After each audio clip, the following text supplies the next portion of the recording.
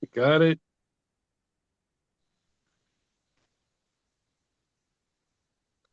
Perfect. Well, welcome everybody to a gathering of eagles. So you're all officially eagles here today while we're here. You get your little eagle badge. There were some others who are coming, and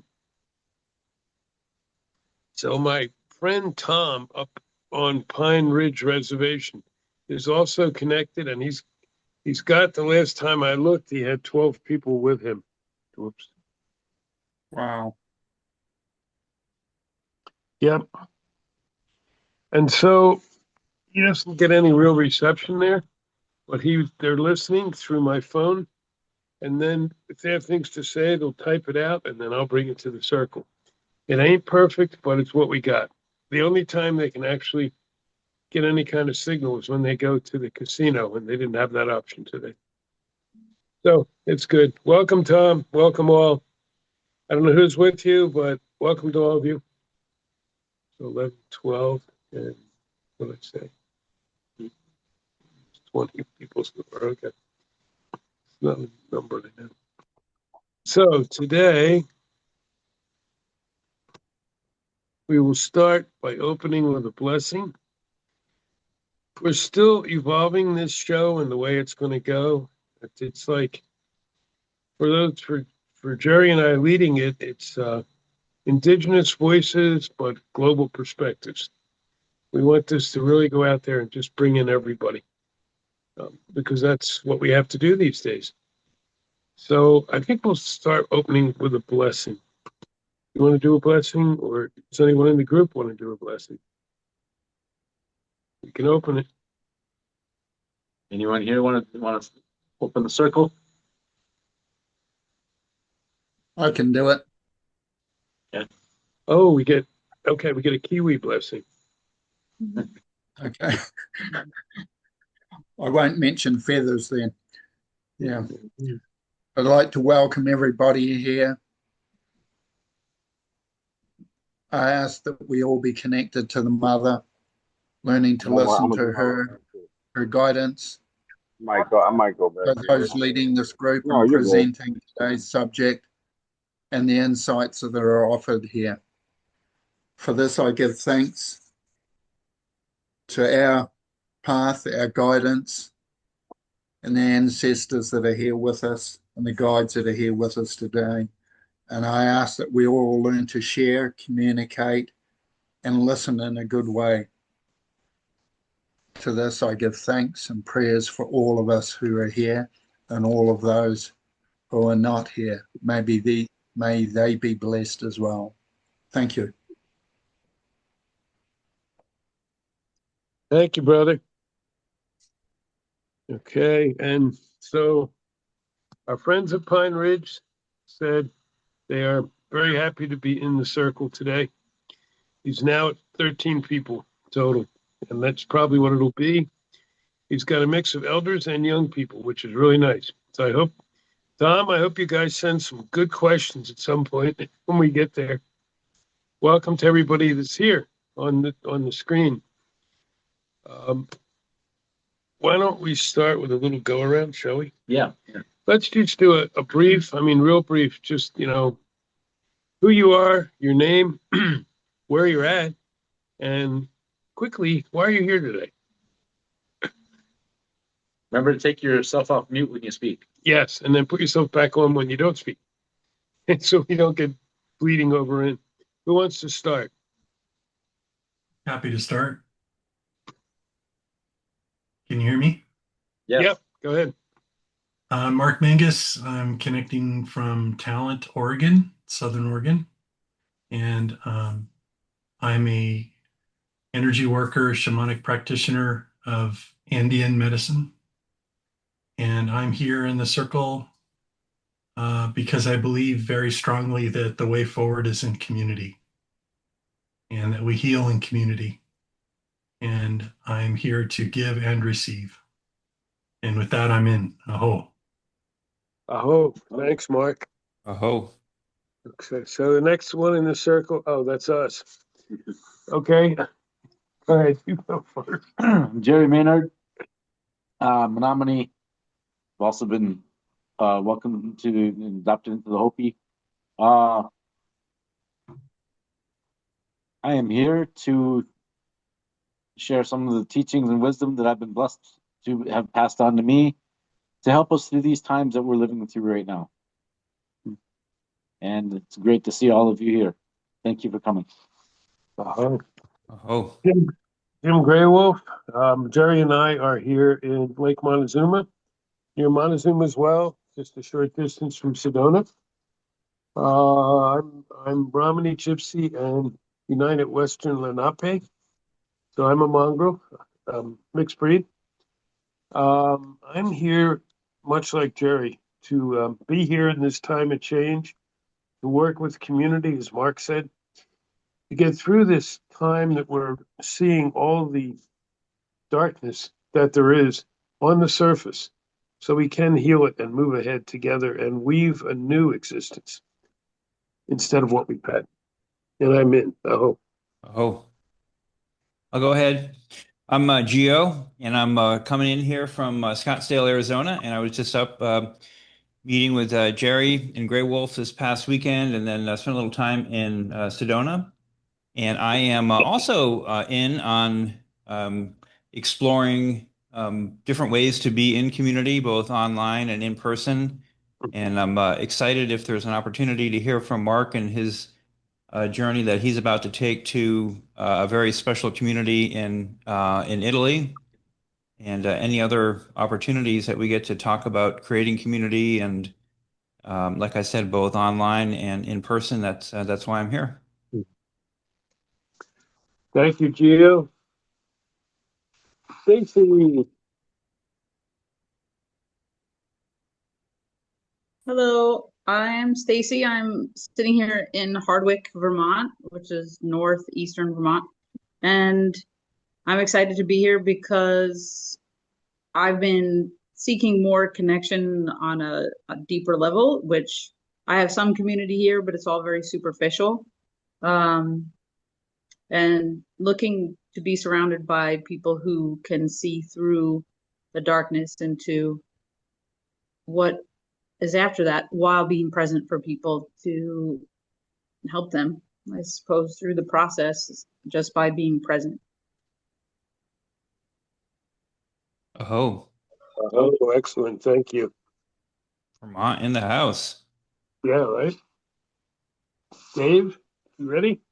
Sure, I'll go next. My name is Dave Hunt, and I'm coming to you from sunny Southern California today, which is my home.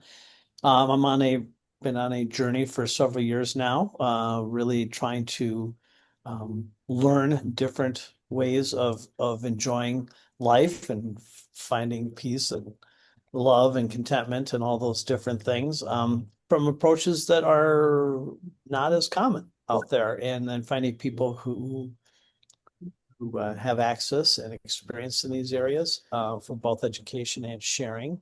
I'd like to be exposed to a lot of different kinds of ways of thinking, and this is one of them. And I really enjoy this circle group and have learned a lot from it, and hope I can contribute a lot to it as well. Thank you. Thank you. Good to see you actually in the flesh. And Chris, you already did your shtick. Uh-oh. Did he? Did you? I don't think he did. No, he didn't. Oh, No. sorry, Chris. Go ahead, brother. Okay. Okay, that's enough. Oh, I'm Christopher Wesling from New Zealand. I have a large focus on nature, establishing our connection with her. And I use different words for that at times because I've found we don't need to connect with nature because we've never been separate from her. So it's reawakening that connection we have and coming back in balance with that, as I find most of humanity has lost that connection. So for me, that's very important. The mother to me is our first guide. She's our provider of life. And learning to listen to that and her guidance to me is the way forward from here for many of us, along with other paths that both Jerry and Jim have to offer. And I'm finding a lot of benefit from our conversation. So thank you, everybody, for being here. Blessings. Beautiful. Thank you, brother. And I see Sarah came in. Hi, Sarah. Still on mute. Sarah, if you're there, you're on mute. Hello. There you go. Hi. How are you? Good. Good to see you. Good. Good to see you. Good to see you, or not see you. Yeah. Well, yeah, that too. So what we're doing is we're just everyone's going around and introducing themselves and saying a little bit about what brought them here. Okay. Well, add the mic, I guess. My name's Sarah Hall. I'm from Key Largo. What brought me here? Spiritual guidance, and I need it right now. It's really, it's rocky.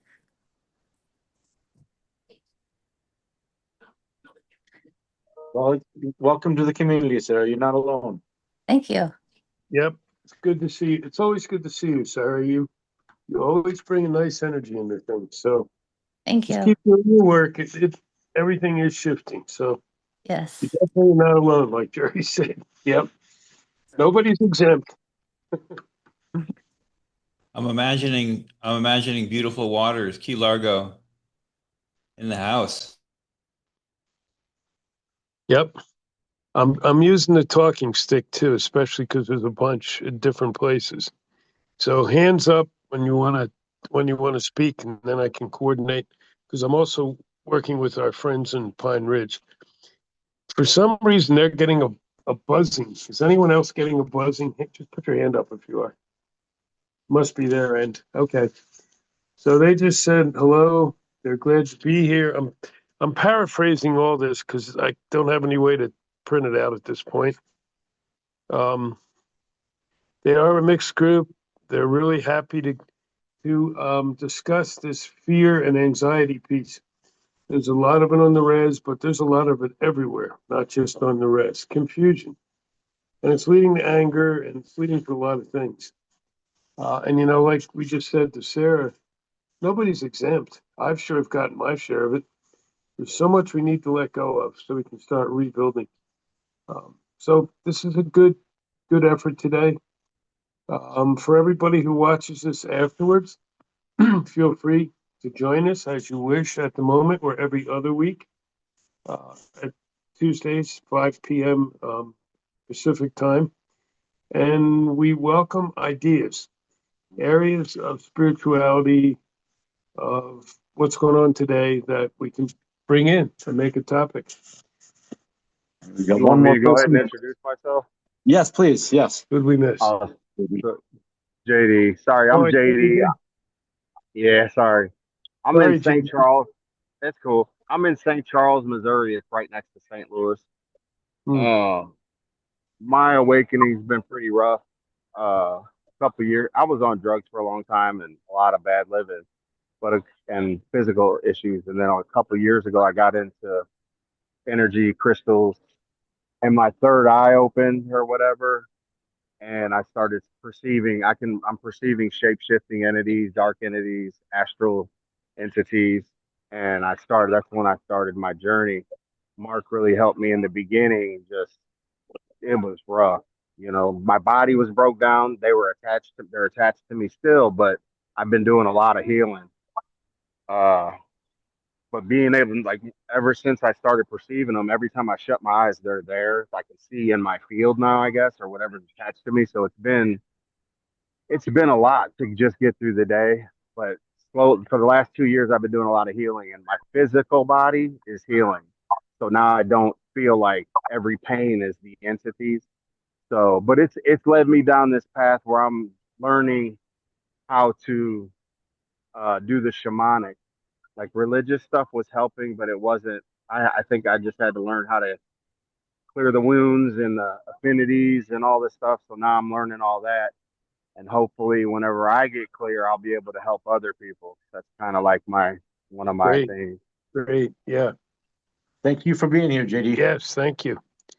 And that is a big thing on the journey. And I've been through a lot. I've earned all the gray hair. So there's a lot of things I've gone through. Some of it incredibly painful. Some of it I would just lay there and say, please take me, I've had it. But that allows us to really help later, JD. And Jerry and I have been talking about this a lot lately.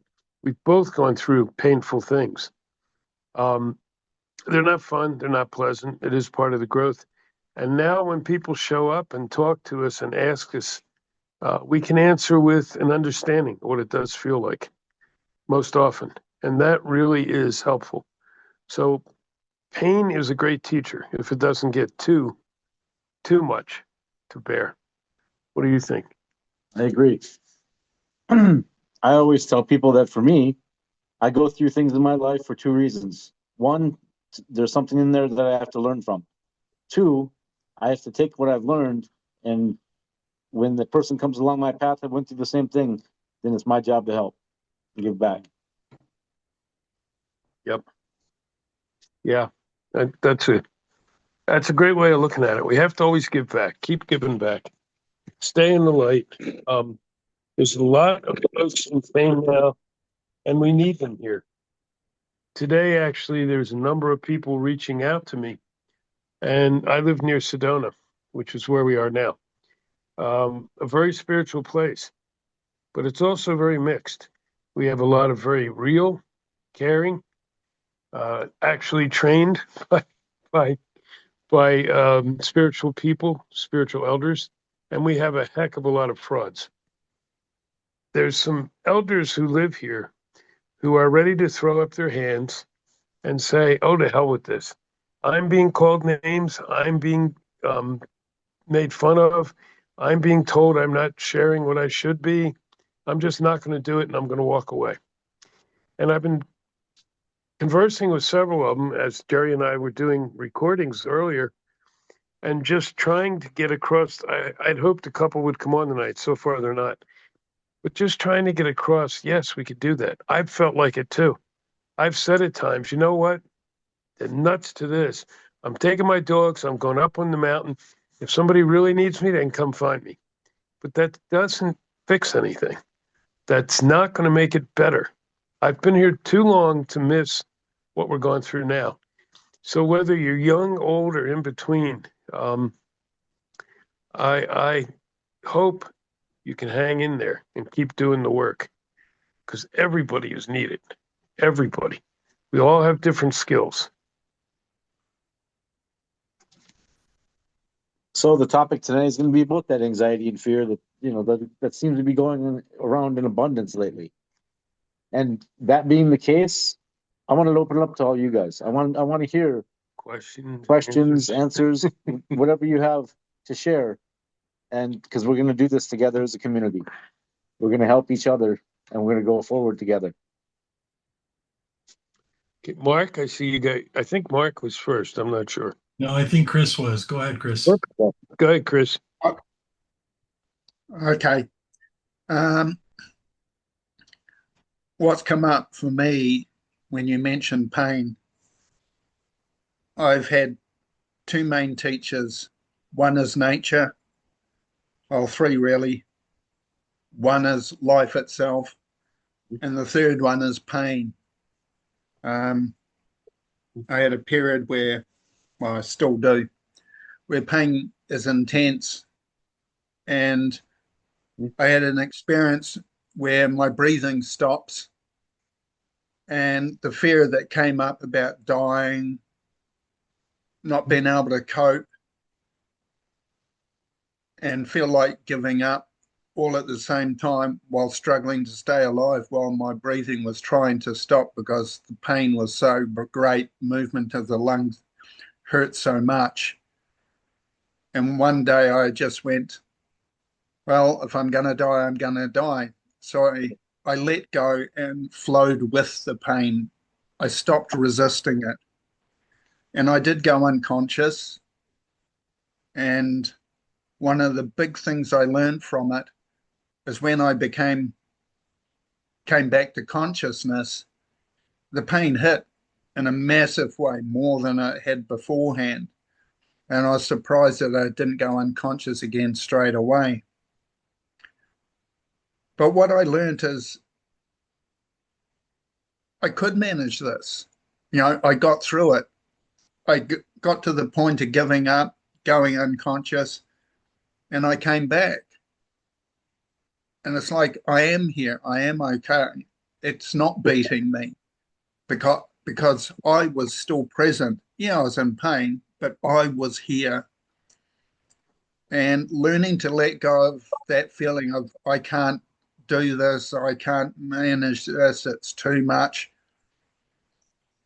Once you let go and go with the flow, and it's done its worst or its deepest, and we're still here, it's like, well, I am okay. It can't beat me.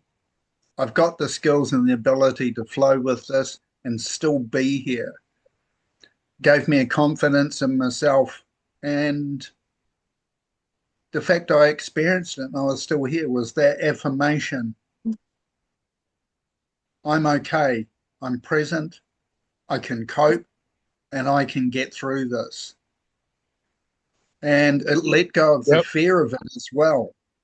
And that fear was the fear that I can't manage this. I can't cope. I don't know where to go. And I found out where to go is let go and flow. Follow where it's taking me. So I'll leave it at that. That's great. Thank you, Chris. Thank you. You're welcome. Anything? No. I believe Mark had his hand up next. Yep. Mark, you want to come in? Yeah, what came to me when you were talking about, wanting to take your dogs and go up into the mountains, that really hit a chord with me because,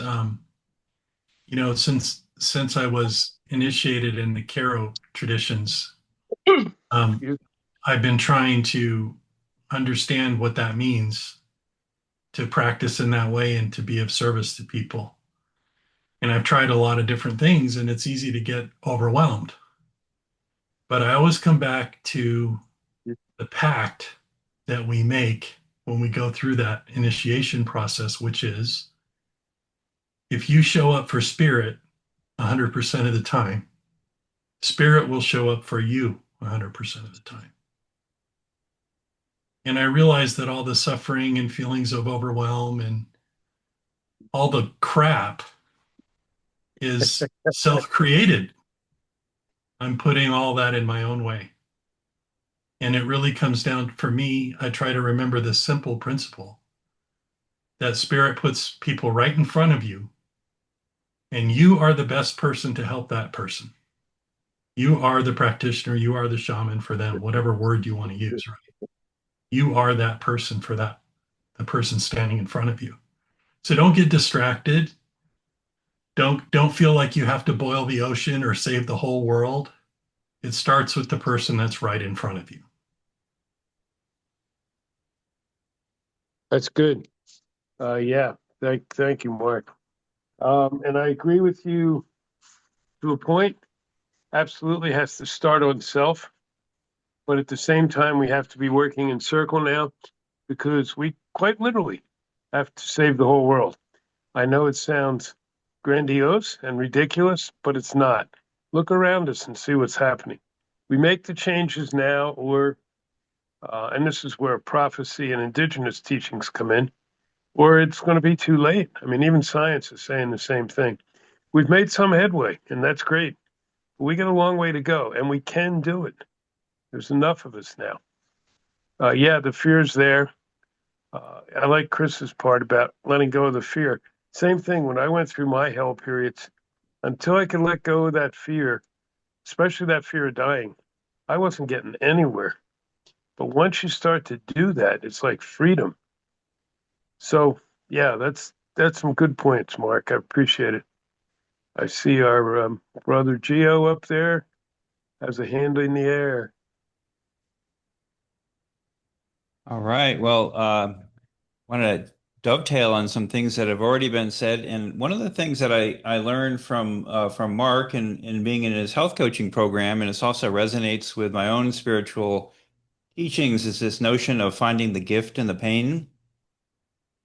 And an example of that is when I was in Mexico a while back here, I went there with a certain intention where I really wanted to do like a cleanse, and I had kind of become aware that I was about 30 pounds overweight, and I just wanted, I didn't have any great pain in my life. Life was going pretty well, but I just was, overweight, and there's almost some things that, are worse in some ways when things are not terrible. So my life wasn't terrible, but anyways, what happened was I contracted the dengue fever. And I was in terrible pain for about 5 days, and I'm kind of an experience kind of similar like what Christopher was suggesting, and I'm looking at the ceiling thinking I'm about to die, and the Mexican emergency system wasn't working well for me, and I was like, okay, well, maybe this is my moment. And I discovered, through that process that it really led me to, I was like realizing that I hadn't eaten for about 5 days, and then I continued on for about another 4 days and did, about a 9 day, no food cleanse. And it really cleansed my body. And it reaffirmed again what Mark, teaches, and again my spiritual tradition teaches as well, is that we can find the gift in the pain. And more so that when I adhere to this, I experience that at least for me, I give thanks for this, that I have often, again, not have to go into a deep level of pain. I give thanks. I knock on my glass table that's fairly true. And even my recent experience, Jim, with you and Jerry as well this past weekend, like as you recall, like I was pretty resistant to hearing the message. And then I went away, and I realized that my energy was kind of low. And like in my conscious mind, because I'm so on purpose that my energy is very high in my spirit. But when I went away, I realized that my physical metabolism, my energy actually was quite low. And then spirit led me to the perfect, healing plant medicines that I needed to find, including the story of the founder of this spiritual sanctuary that I attended, and his whole story of dealing with diabetes and pre-diabetic condition was kind of the thing that's been pulling my energy down a little bit. And I just, I give thanks to both of you guys and to Spirit for mostly for helping me to, be aware. Like I'm not in a critical, I'm probably not even in fully pre-diabetic, but it's just pulling my energy down a little bit. And the founder of this community, amazing spiritual person, but man, did he admitted to it, he really ignored the signals about his diabetic condition. It got so bad he had to have a liver transplant. Diabetes will eat up your body, Mhm. and if you don't listen to the message. This is So, interesting. anyways, that's what I got to share, and Okay. yeah, find the message in the pain before it before it knocks too loudly. Mhm. That's a great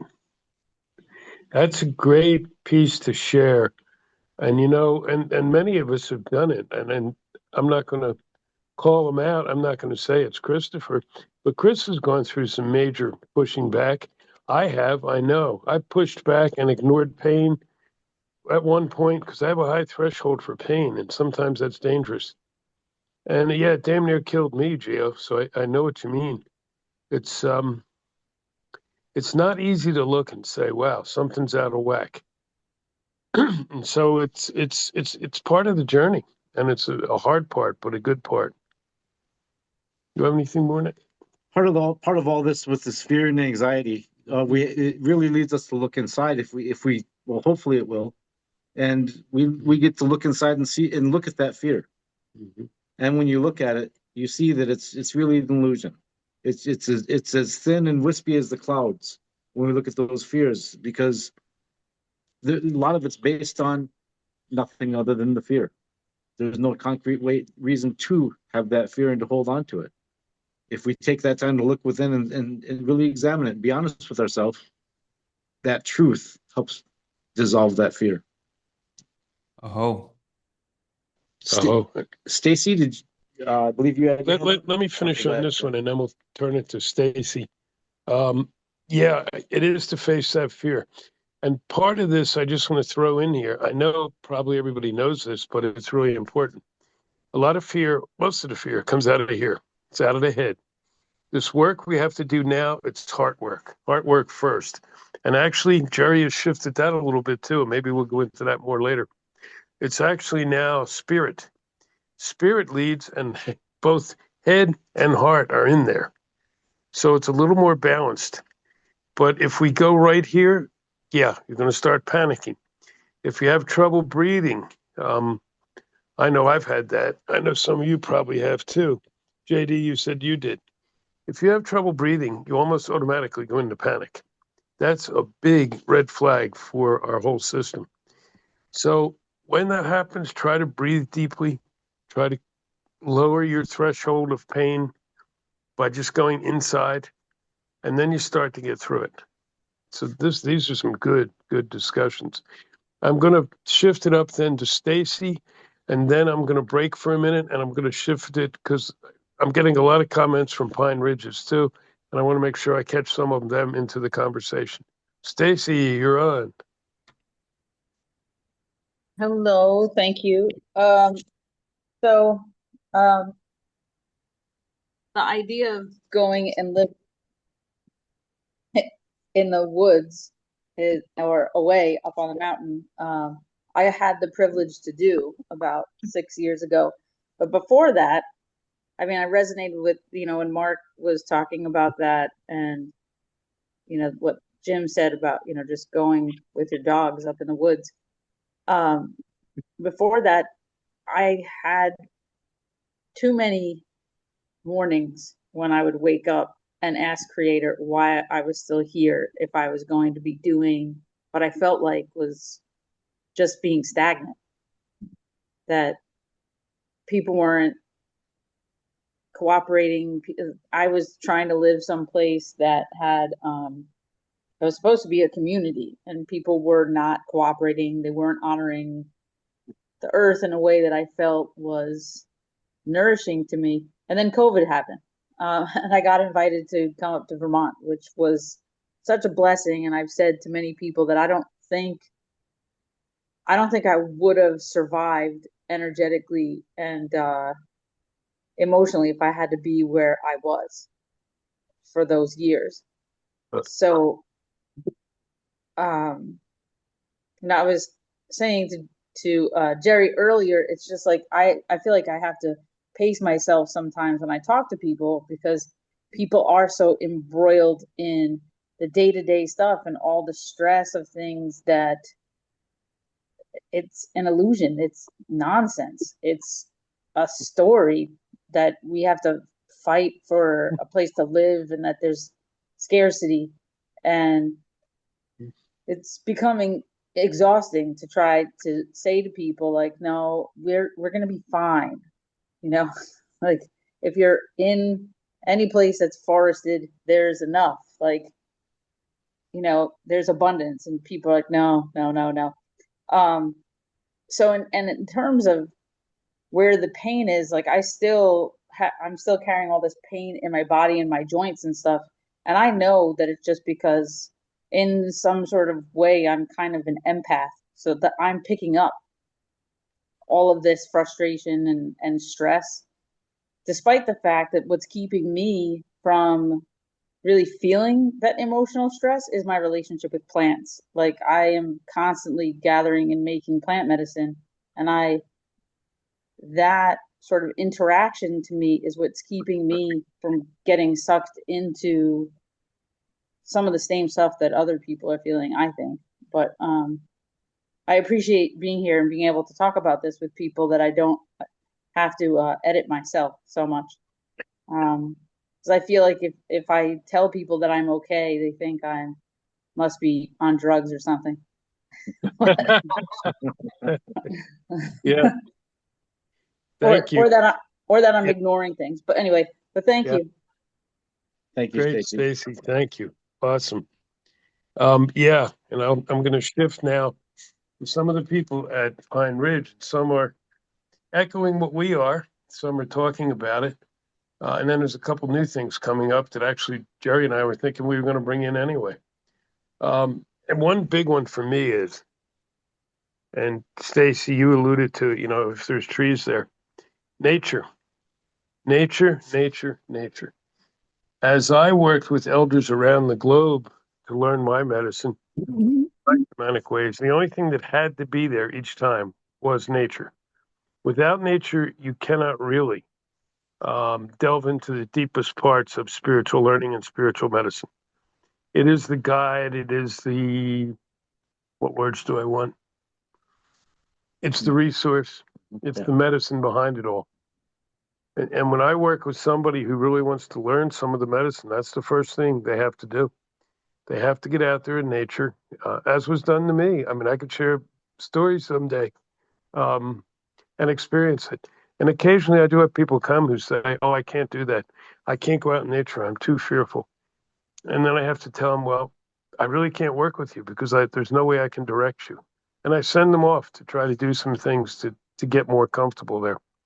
So yeah, nature is a linchpin for everything that we do.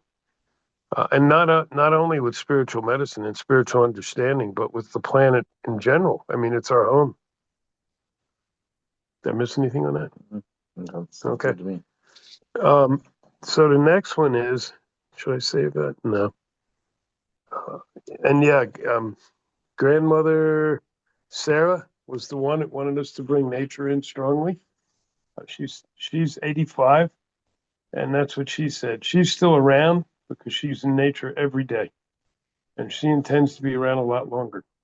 Because, like some of us who are getting older, we want to see this thing to the other end, and we want to be there to start the reweaving, and then maybe we can lay down and take a rest. We'll see. But another thing that who was it that brought it up? Okay, from Tom, but it comes from one of the younger people there. They bring up the idea that they're really fearful because they seem to be losing a lot of people. As they learn more about what they are and about their spirituality and about their Lakota customs, they seem to be losing friends who are turning away from them. Or they feel like they have to move away from a certain group. And it's like they're thinking they're going to be all alone. And maybe I'll turn that to you first. First of all, we're never alone. Yeah. Our ancestors are always around us. We can't be alone. We're all connected. We're all a part of each other. There's no way to be alone. We open our eyes and we see, once we exit the fear, that there's been people just standing there waiting for us to reach out back to them when we weren't in such a panic state. Because when we're in that panic state, we lash out. So people back up, but they don't go away. We're never alone. People that do not resonate with you their path may veer away a little while. And you may have been together to get something from each other, but that energy and that relationship is supposed to move forward now, and you each go different ways. There's nothing wrong with that. It does happen, and some of it's painful. But we have to remember as we go through that to deal with the feelings, deal with the pain, deal with the sense of loss, but also give thanks that there is more to go forward to. And look ahead with joy, look ahead with anticipation and happiness, because sure, there's hard times, but there's also really good times.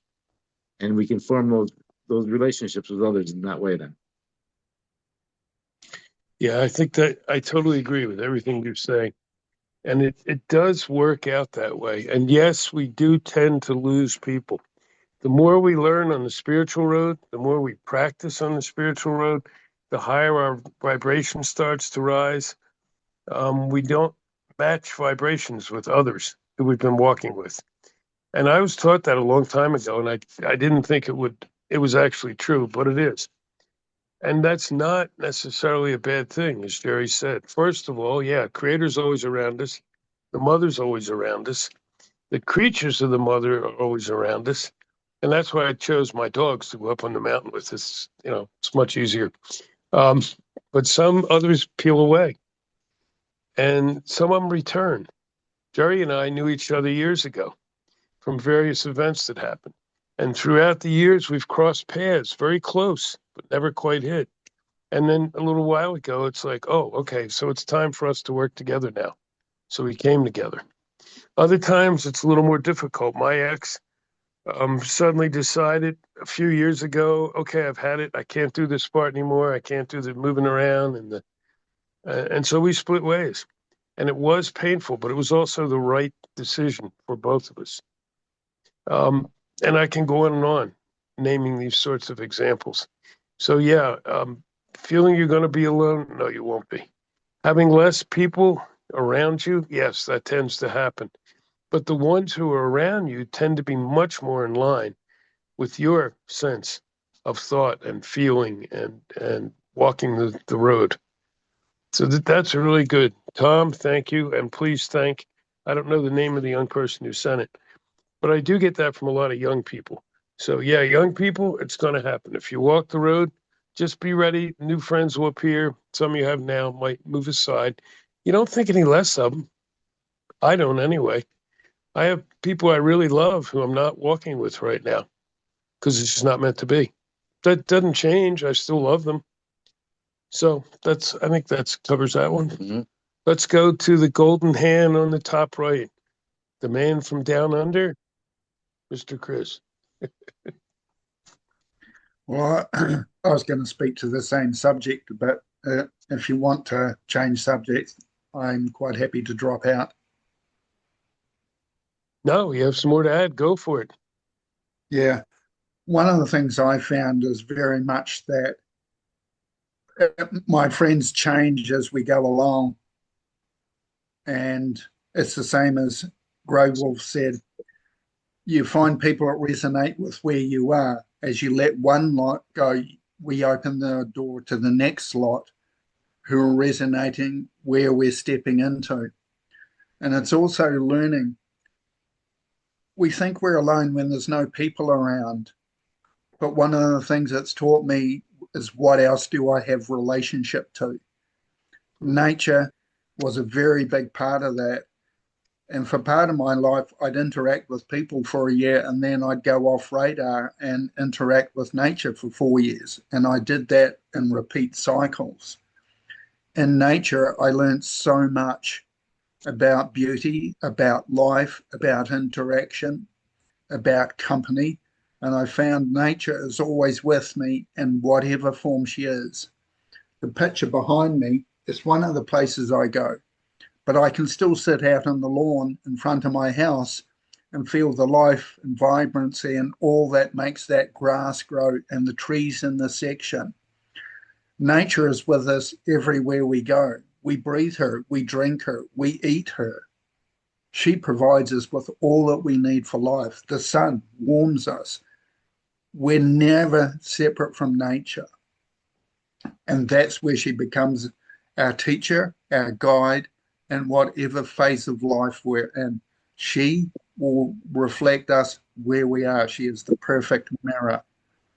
And it's getting to have those relationships with nature, as Graywolf said, with our animal family, and wherever else you find it. Insects, you can find out more about them and how they behave, how we can interact with them.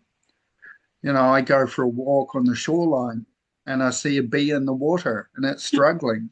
I help it out. And I find so long as I do it with compassion, I never get stung. Do it with gentleness. And I've learned, walk gently with the earth and she walks gently with us. I am complete. Yeah, well said. Very well said. One other thing that your words kind of sparked a thought of within me, Chris, was that you said that, she is a perfect mirror. Now, this is an aspect that I haven't talked about yet, but it relates to an old Hopi teaching that our conduct is reflected through space and time. And so we have to be aware of that element also. If we continue to live within this fear and let it turn into anger and hatred and all the things that it can turn into, Mother Earth, Father Sky will reflect that. The huge solar activity that has gone on this last year.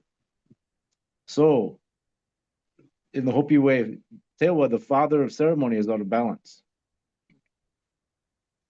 Also represents male energy. It's reflecting a mirror to us that energy is out of balance. That needs to be brought back into balance. Nature, once again, holds a mirror up and says, this is what you're doing. This is what you're creating. So we have to pay attention to those things as well. I think Chris has got his hand up again. Chris, go ahead. You got to come back on that? Yeah. Just adding to what you shared, Jerry, but as it brought up for me, wherever we are, the space around us and even within us is 100% occupied. Whatever it is occupied with is what we're having a relationship with in this moment. If we stand out in the middle of the desert with just sand, our relationship is with that sand and with the air, with the sun, whatever is there. If we're in the forest or in a city, our relationship is always with what is in our environment.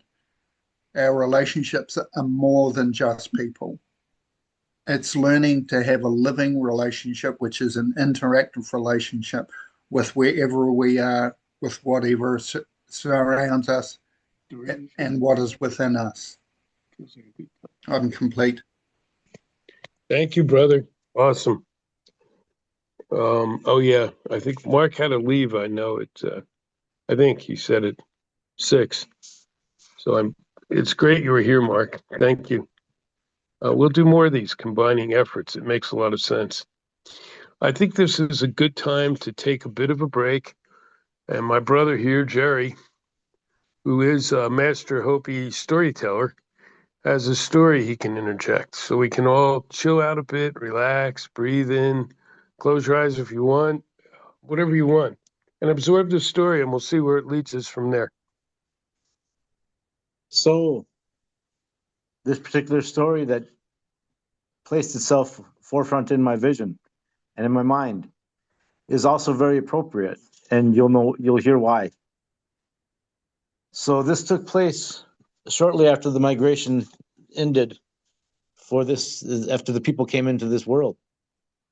The people were gathered, and at this time in the village of the people, there lived amongst the people 4 old men.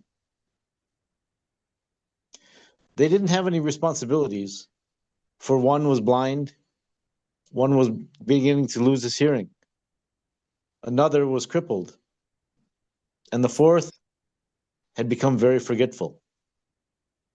So their families took care of them, so they had nothing to do. So each day they would come and they would gather together, and they would sit, enjoy each other's company and talk and just be. Well, during one of these times, one of these days that they were gathered together, it was near the highest point of the day, the brightest point of the day. But all of a sudden, as they were going about their duties and their responsibilities in their life, they began to realize that the day was getting dark. They looked up and they saw a great shadow seeming to come close to the sun. And it was creating this darkness. The people began running around in panic and fear. They had never seen an eclipse before. They didn't know what to do. They began running around crying and screaming and panicking, arguing about what should be done or what shouldn't be done. Those 4 old men just continued to sit quietly together. Soon, even though it was the brightest point of the day, it became as dark as the blackest night. You can still hear some of the whimpers and cries from those who were still lost into that fear. The four old men once again continued to sit quietly together. After a time, the light began to reappear. And when that first ray of light reached down, it was like a beam of light that seemed to envelop those four old men. Suddenly they were brought to a place where they could see everything. In this place, they could see the past.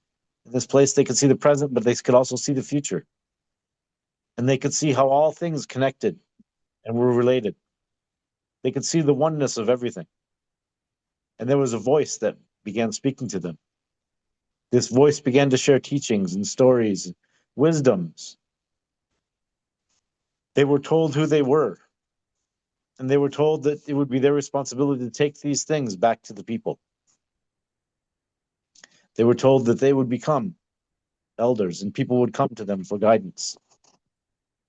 They were also told that they need not worry.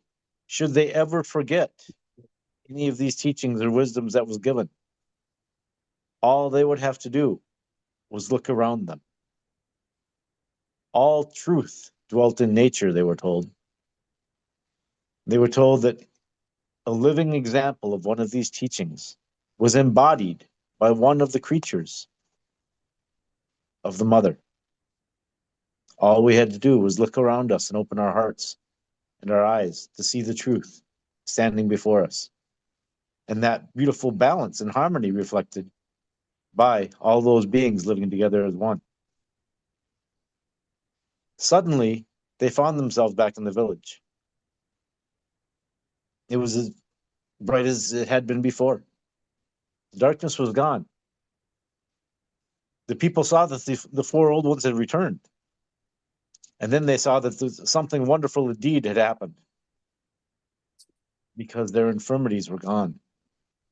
The one that was blind could see again. The one that was deaf could hear.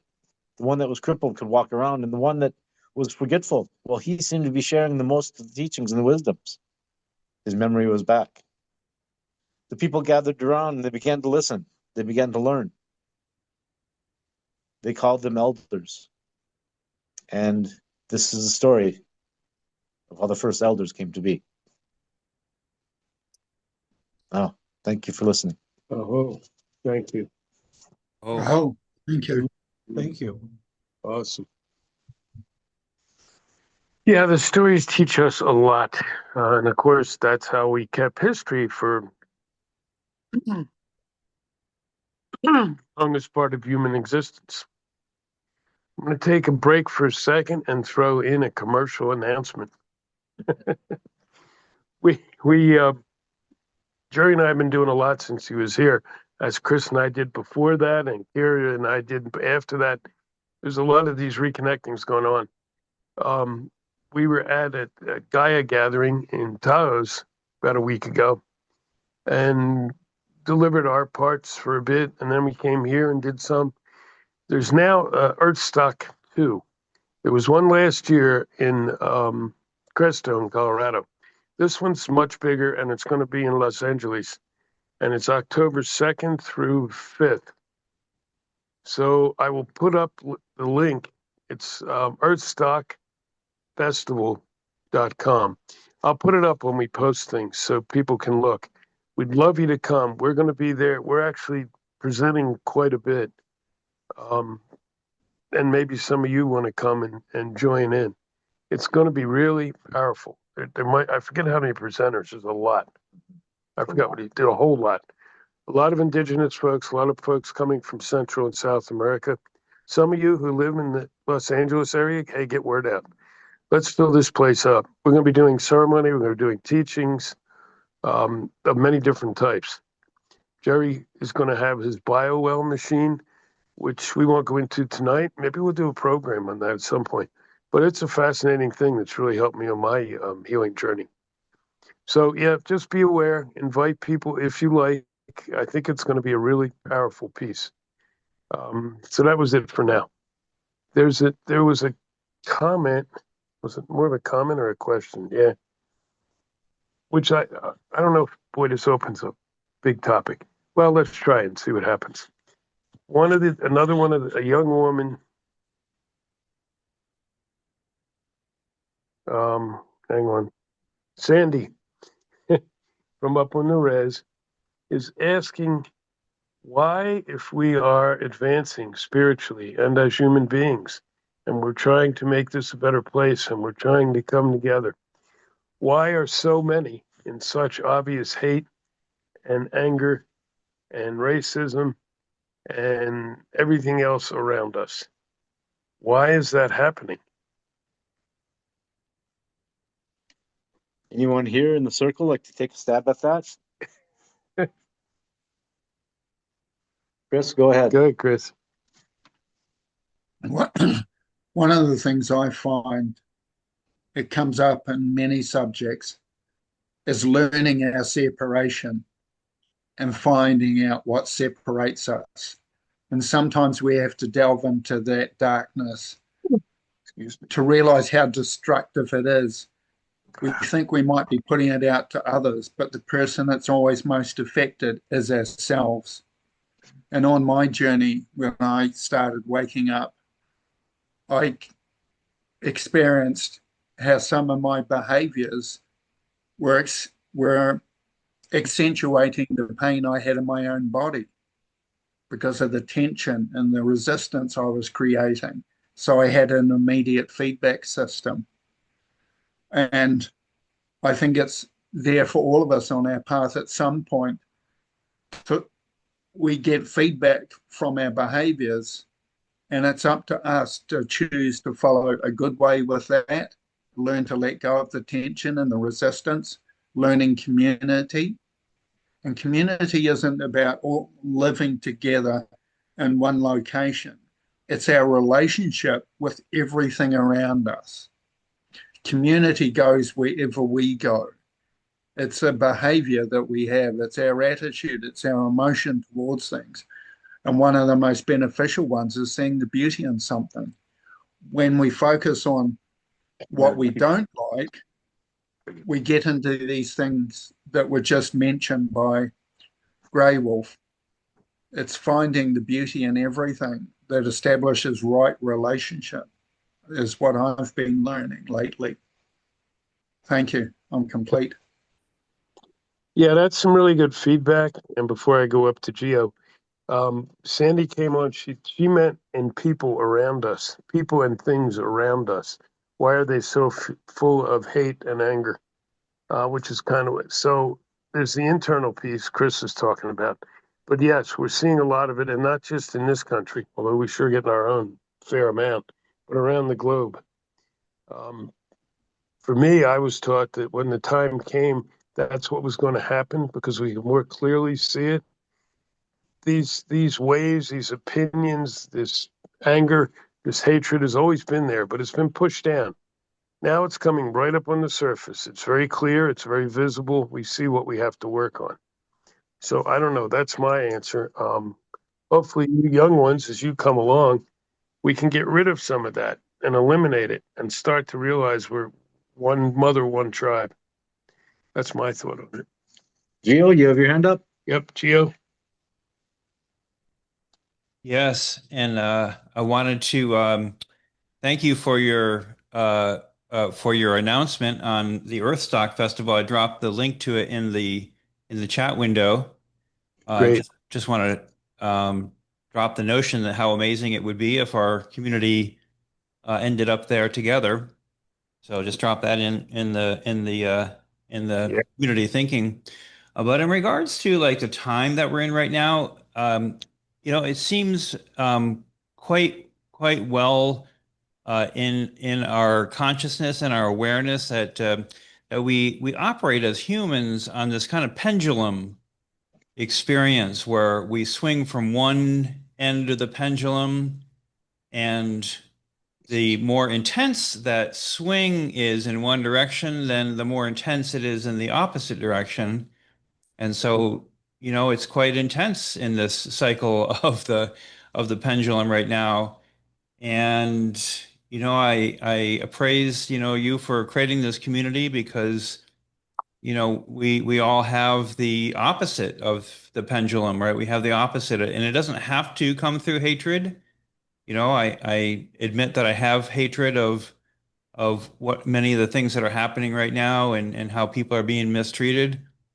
But I know that on the opposite end of this pendulum swing is going to be a great awakening,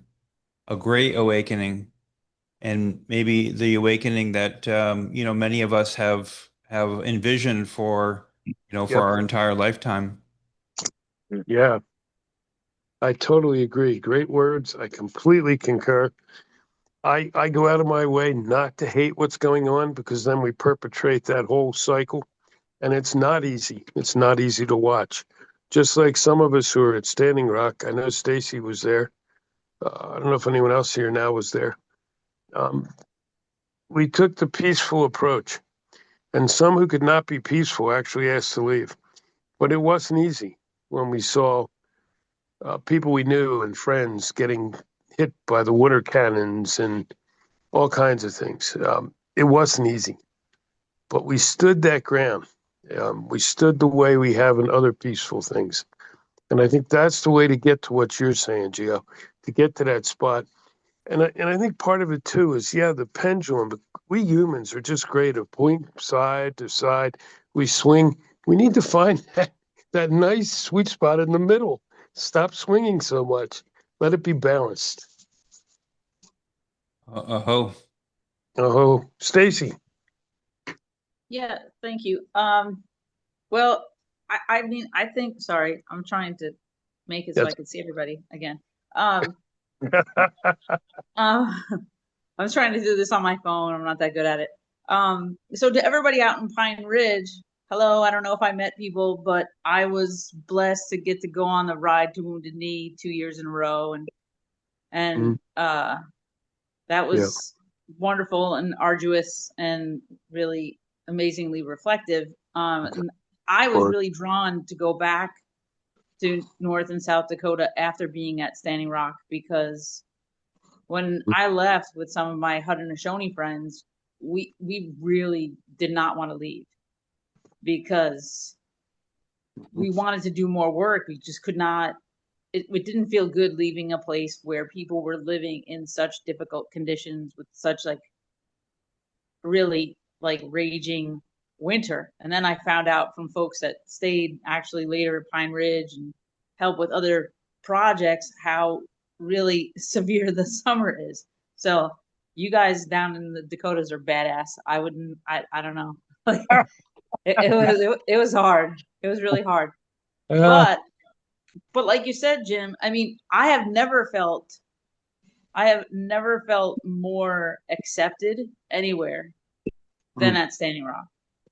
And yes. what I feel the bottom line is, I mean, I agree with everything that was said, but for me, the simplest thing is, without ceremony, without ritual, we're lost. We're like flapping in the wind.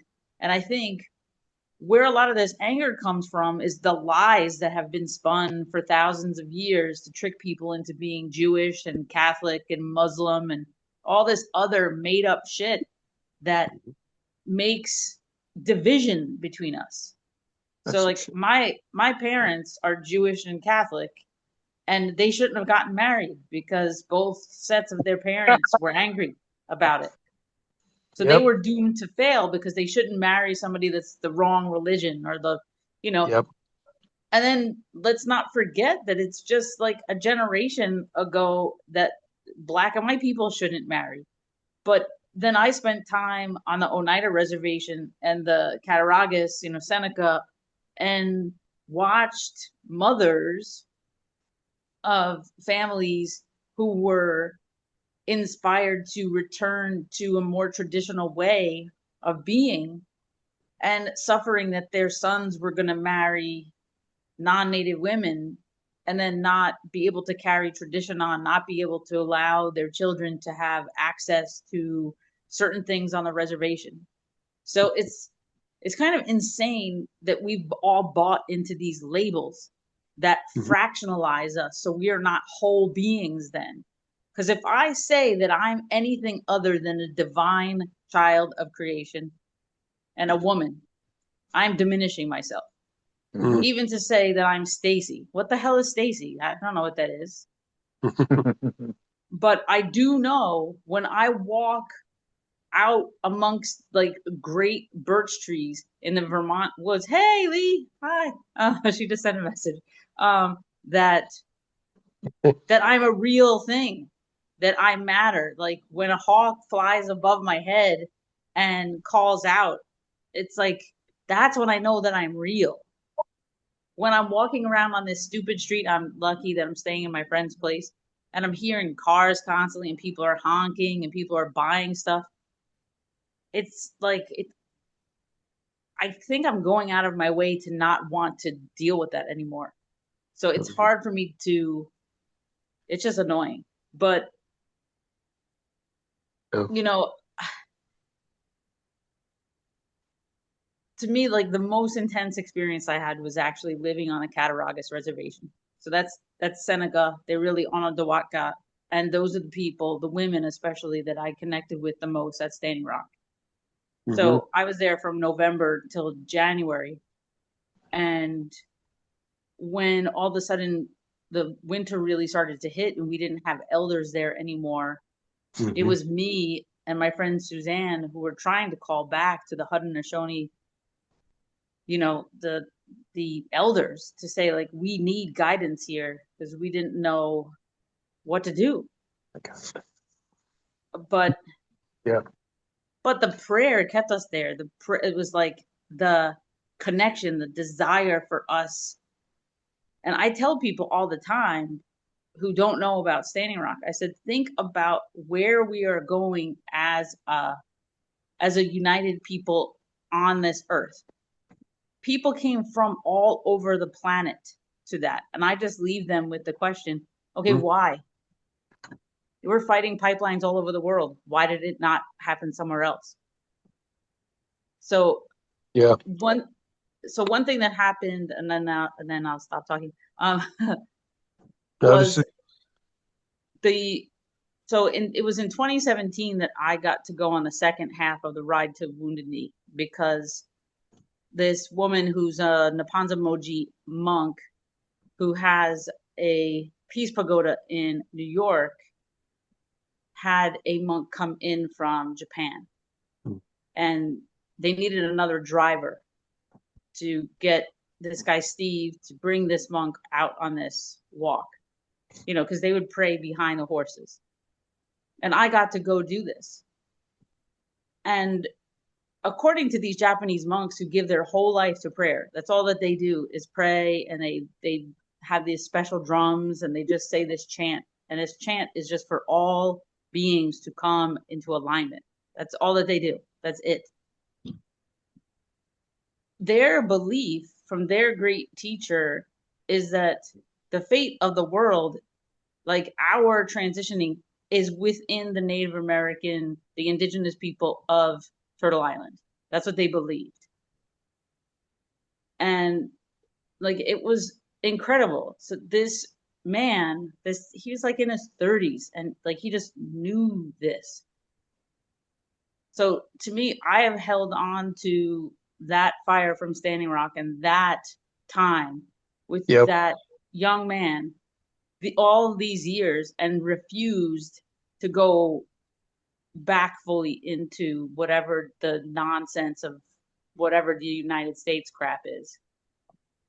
And so for the young people, like, as we get closer, hopefully more and more of this becomes more accessible to people who need it more than even somebody like me. But it's hard because I often feel completely alone. Like, I have stepped away and let a lot of people go from my life because they don't want to see, they don't want to hear, they don't want to. I don't know, but there's time, right? Things can shift. So anyway, There is. That's awesome. Thank you. You just cemented a show that'll be coming soon. We're going to have to do that one. So what you're talking about that's perfect material for a show. So thank you for that. The whole, yeah, I'll say a little bit on the Standing Rock too. My job was to run the virtual part. And I was asked by my elders, and I tried to say no. And of course, that didn't work.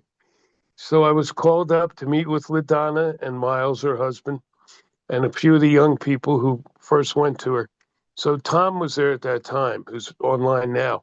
And I just found out that 4 other people who were in this group were also there. I came and went because I'd lived in Colorado, so I would go back to run and guide the virtual part. Why did it happen there? We don't know. It had to happen somewhere. But it opened doors like nothing has probably ever. The other ones around the globe, many of those had not started. Standing Rock actually caused them. All across Great Britain, they saw what was happening in Standing Rock, and they came and then started their own. The Sami came from up in Norway and the far reaches, and they reached out to me and said, would be welcome, and everybody was welcome, right? We stood there as one. Everybody was coming. They came from South America. They came from Iceland. Everybody came to be part of that and open that door. And I really think start what's happening now. A lot of people were thinking, oh, it's a failure because at the end, we didn't get everything we wanted. No, but what we really wanted was that global connection, and we got that. So thanks for bringing that in, Stacy. Maybe that's another show at some point. We do a whole historic trek on this thing. Yeah. Do you have something? One other thing I'd like to say is to address that about the anger and the hatred that coming up. Why? The question you asked Sandy was why. It has to come to the surface to be seen, to present us with that choice. Do we want this? Do we want to hold on and continue with this? Or do we want to let it go? In order for it to be taken away from us, it has to come to the forefront. It has to be seen by us. Most importantly, we have to look at what was within us. And then we make the choice to keep it or to let it go. So that is why things are coming to the surface now. Keep that in mind. I told you in that story it was appropriate for many different reasons. Yep. So we've got great times of high energy coming. Tomorrow is a lunar eclipse. Later on in the month, we have a partial solar eclipse. I think it's the 7th. Oh yeah, it is sorry, it's the 7th. The 7th is the lunar eclipse. Yeah. So we have these times of high energy. And in this time of stress, with that high energy, the fear and the anger can really accelerate. So just be aware. Know that this is there. Mm-hmm. And just look towards each other. Embrace each other and let that community help ease this turmoil. And remember too, because it's part of what Jerry's saying, with any kind of healing journey, often the pain gets worse before it gets better. And we're in that spot. Pain's pretty tough. But to have actual healing, yeah, you need to face the pain. And it often peaks before it starts ebbing away. So, and traditional medicine, the old ways, that's definitely the way. So let's hold on to that too. We've got this. Those of us who were there at Standing Rocks, we saw each other, Stacy. I stood next to people I couldn't even understand their language. France, Germany, but we knew what we were saying. That's powerful. And we healed. We healed a lot. Even as we got hit with the noise in the middle of the night, even as the drums all night long out of their damn speakers, even as the water cannons were turned on us, we healed. And that was the power, I think, of that event. And it's something I will never forget. And it's something I'm so glad that I did agree to go do it. And Chris, you've had your hand up for quite a bit. Oh, Chris, before you step in, one thing that's being said, they want to know if there's any other concrete ways they can work on this pain, this stress, this fear. So if anyone has tidbits on that. That being the case, in answer to that question, in the comments section and through Jim, those on Pine Ridge, leave a way to contact us. Leave a way for us to contact you. I will send out to everyone who wishes. I will send out a simple Hopi teaching tool called the Wheel of Truth. Yeah, that will help you understand what you can do and actions you can do to cope through and get through these times. Was it the Wheel of Truth or Wheel of Life? Wheel of Truth. Oh, okay. Sorry. Chris, go ahead. Sorry, I just want to make sure I got that out there. No, no, more than appropriate, brother. Thank you. I was going to speak to two things. A lot of the external frustration I see going on is with people not feeling heard, not feeling validated, and not feeling their own sense of presence. Because when somebody doesn't feel listened to, you start to feel invisible after a while, like I'm not being seen, I'm not being heard, and you feel like you're disappearing. And that can affect our sense of self-value. But when we find people that listen, and those of us who are willing, who take the time to listen, when the person who is expressing, say I'm expressing, and I do with Jim and I are always giving each other feedback, supporting each other, nurturing each other, same with Jerry and I. It's a constant ongoing process. One thing you've got to be prepared to do and receive when somebody's taken the time to hear you and listen, be prepared for feedback and realize feedback is part of that circle. As we offer, so shall we receive. We're learning to balance how we express, how it comes across, how it's communicated, so we're not feeling heard just from those around us, but from within ourselves. Because if all we're expressing is anger and not feeling heard, then we're not listening to how we need to listen to ourselves. So there's that point. The thing with pain, referring to that, the one thing I learned from pain, because I've got an ongoing pain condition since I was 27, and I'm now 67, so it's 40 years now. We're in my anniversary year. Pain is resistance to change. Whenever I look at what am I resisting, whether it's mental, physical, spiritual, emotional, when I look at it and acknowledge it and I learn to flow in the direction I should be flowing in that moment, the one that's got the most ease with it, my pain reduces. It becomes more manageable. So I always look at where am I resisting change? And also realizing the big part with pain, most people I find make it wrong. When we make it wrong, we miss the direction and the lessons that come with it. When I accept it as a teacher, one of the things that I've learned with pain, it takes me so inward to be with it without judgment, just being with the pain as it is. It takes me so deep, I find the lessons and the places within me I never would have heard any other way. It becomes the internal driver. To be present with pain without judgment takes me into such a depth. And it literally is going through layers of consciousness.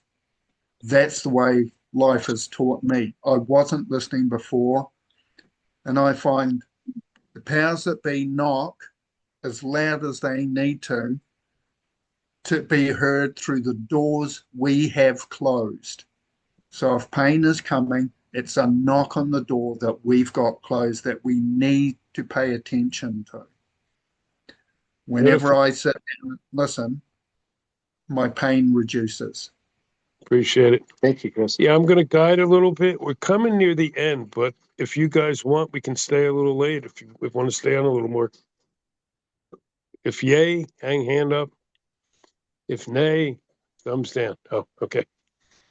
All right, for whoever wants to, then we'll stay a little longer because this is some good stuff. Chris, that was excellent. I mean, I'm getting some great feedback here. Before we go to you, Stacy, Okay. So everyone that's able to, that wishes to, and for the ones that ask to Pine Ridge for something concrete to be given, I'll give you a simple teaching tool that you can take with you now. If any of you have something to write with. This is a simple teaching tool. It's got a grandiose name. It's called the 4 Great Questions. And the only thing that's required for this teaching tool to help you is self-honesty. Uh-oh. The first question is, are you happy with the way things are? The second question is, how do I bring imbalance to this situation? Once again, the first question is, am I happy with the way things are? The second question is, how do I bring imbalance to this situation? The third question is, how can I help bring balance to this situation? And the fourth question may seem out of line and out of order, and it maybe not even a fit, but if you think about it, it does. The fourth question is, how do I wish to be remembered? I guarantee you go through all those questions. You ask them honestly of yourself, and you come to the answer truthfully. It will help you in any situation. Stacy? Cool.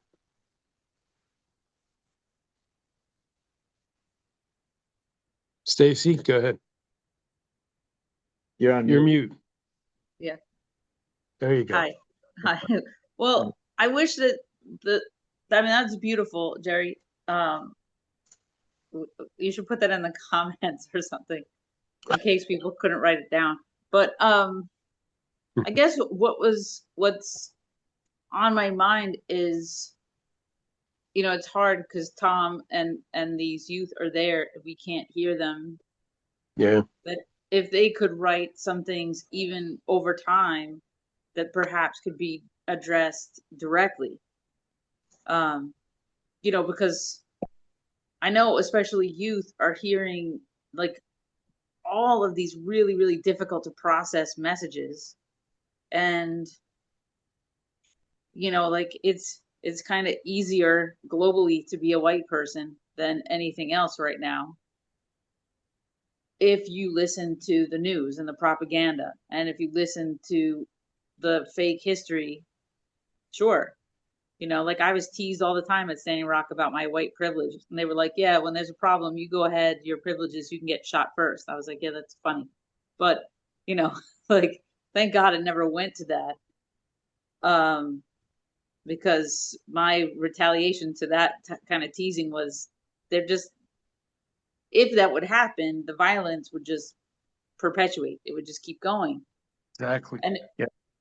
Like, there's no end to that. But the fact that it didn't happen, like Jim, you said earlier, like there was a guy that was creating a problem and they kind of chased him out. And I had all these different Lakota people kind of like laughing, and they were pretty, like some guys wanted to meet me because I was feeding the people. I was making a bunch of food. We had a ton of firewood that was dropped off right outside of our camp.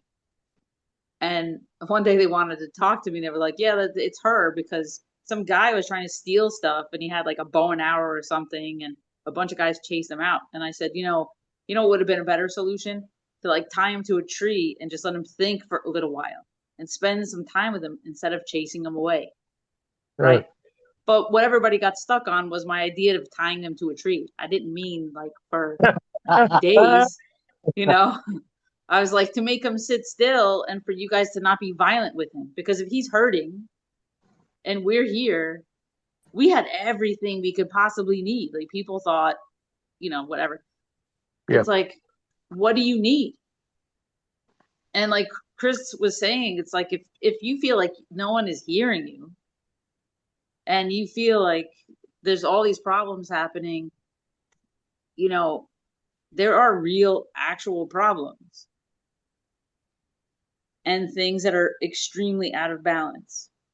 And like, how do we get there within ourselves is to, be grounded with our own spirit and to do something physical that brings us some satisfaction and joy.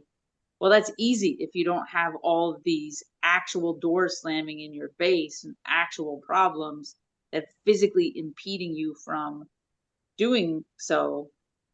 So I guess the thing that I'm the most interested in is hearing like how we can maybe collectively help manifest the removal of these obstacles for these youth who are trying to be on this call, Anyway, that's Yeah, I don't have all the answers to that for sure, but we are removing obstacles just by being here. right. Usually I can take and copy what they're asking and put it on the thing, but I also have a computer that's sick. So I have the phone to have the audio, but hopefully I'll be able to correct that. Yeah, I have invited them on. Tom, I know you guys are all still there. Once again, the invite is out, my brother. They have opted not to come on. I've asked to do just shows with them, and the rest of us are listeners. That's there, and if they know, if at any time they're ready, willing, and able to do that, we will create that show for sure. For now, this is what we do, and this is what we can do. But it is a way of moving ahead. It's some quick little hit things on what do we do to heal, things that can help face the fear. Nature, we said, do anything in nature, folks, anything. Go out, sit next to a tree for a couple hours, not 2 minutes. Look at an animal, look at an insect. Let them teach you what they're doing and what it means. Let it start to sink in. Take a walk, sit by the water or go in the water. The water is what really, I think, helped us persevere in Standing Rock. That water was right there, and she kept saying, yes, you're doing this right. Thank you. Keep it up. And we did. So anything in nature, but also in the arts. In the past, back like Vietnam, we had a lot of musicians and singers who were leading that. We didn't have as much of that now, but now they're starting to step up. But some of the old things are being rehashed. And it made me sit and consider, okay, maybe we need to bring some of the old songs back. Just because they're old doesn't mean they're not effective. Think about some of the lyrics. It helps you heal too, and it gives you a smile. Tommy, The Who, this is one that'll hit. Some of the lyrics, see me, feel me, hear me, heal me. Heal me is the key there. So use all of those things. Talk to people you know. And laugh. Absolutely laugh. If nothing's even funny, just laugh. Also breathe deeply. It's a physical impossibility to go into panic or deep fear if you're breathing deeply. Your body can't do it. It's been proven by science. So just breathe as deep as you can and as long as you can. Don't do it till you pass out. But it really, really will stop. It'll cut that whole thing. But you also know, and as Chris was saying, you have to face it. You have to go through it. You can't keep pushing it away. I've tried it. It doesn't work. It gets worse. It's like grief. If you don't face grief, watch out when it comes back. So those are the quick things I can think of. Mm-hmm. We will put things up. Our group is there on Facebook too. Feel free to join because we'll post everything there as well. Documents can be there. Everything's right there. So a gathering of ethers. Ooh, a gathering of eagles. Yeah. I want to thank you, Tom, for bringing the youth here. Yeah. And I want to thank the youth for having the courage to come here and to ask these questions and to speak in that way and to let us be your voice through that. It means the world to me that you guys are here and that you guys came. Thank you so much. I want to thank the elders too, because it's hard for them to move around up there. Mm-hmm. And they also showed up. And Tom, you've been doing this every time we've had radio shows. You've been here often, and you've always brought the circle, and it is critical, and it is part of the growth. And we'll be up there again. I know Jerry and I will be up there at some point. Two Bears was Pine Ridge, my primary teacher, and so I go back whenever I can.